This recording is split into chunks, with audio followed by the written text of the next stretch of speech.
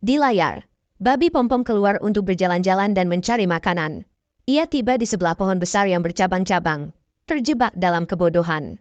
Ia merasa bentuk pohon ini sedikit mirip dengan gaya rambutnya. Ia mendekat dan memuji pohon itu karena memiliki selera yang baik, tetapi merasa ada angin dingin di atas kepalanya. Di siang hari yang panas di Afrika, seharusnya hangat. Mengapa ada rasa dingin? Ternyata, di atas pohon, ada seekor macan tutul yang mengawasi babi dengan seksama, menunggu saat yang tepat untuk melompat dan menyerang. Babi Pompom melangkah 2 langkah ke depan, merasa tidak ada yang perlu dikhawatirkan. Rasa dingin juga tidak masalah, selama tidak mengganggu gaya rambutnya yang keren. Bagaimanapun, tampil gaya di padang rumput sangat bergantung pada potongan rambutnya yang unik. Jika Anda melihat bagian ini, silakan tinggalkan kata, "anak keren padang rumput," di layar, atau tuliskan harapan Anda, semoga Pompom bisa terhindar dari bahaya. Dengan begitu, tahun ini Anda juga bisa berjalan dengan aman dan lancar. Babi Pompom berdiri di bawah pohon besar, tidak menyadari keberadaan macan tutul di atasnya.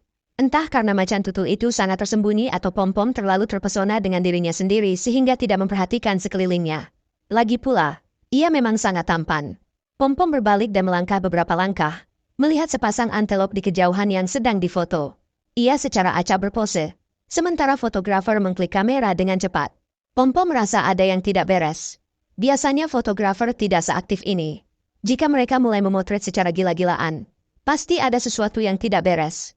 Ini adalah pengalaman yang didapat Pompom selama bertahun-tahun. Di mana ada fotografer, pasti ada bahaya.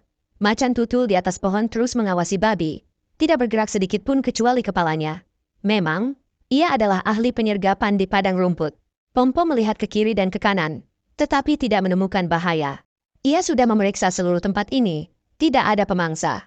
Apakah insting keenamnya bermasalah? Ia mulai meragukan dirinya sendiri. Macan tutul hanya berjarak 1 atau 2 meter dari Pompom, tetapi jika ia melompat sekarang, kemungkinan besar tidak akan berhasil menangkapnya, karena begitu ada sedikit suara, babi pasti akan berbalik dan lari jauh. Pompom melihat sekeliling, tetapi tidak pernah mengangkat kepala untuk melihat ke atas. Lagi pula, pemangsanya biasanya tidak turun dari atas. Pompom melihat ke bawah pohon. Macan tutul dan singa suka bersembunyi di semak-semak untuk menyergap. Ia mencari-cari, tetapi tidak menemukan apa-apa, hanya menakut-nakuti dirinya sendiri. Kesabaran macan tutul dalam berburu seperti burung pipit yang mencakar pantat sapi, tetapi sapi itu tetap tidak bergerak, mencari momen terbaik untuk berburu.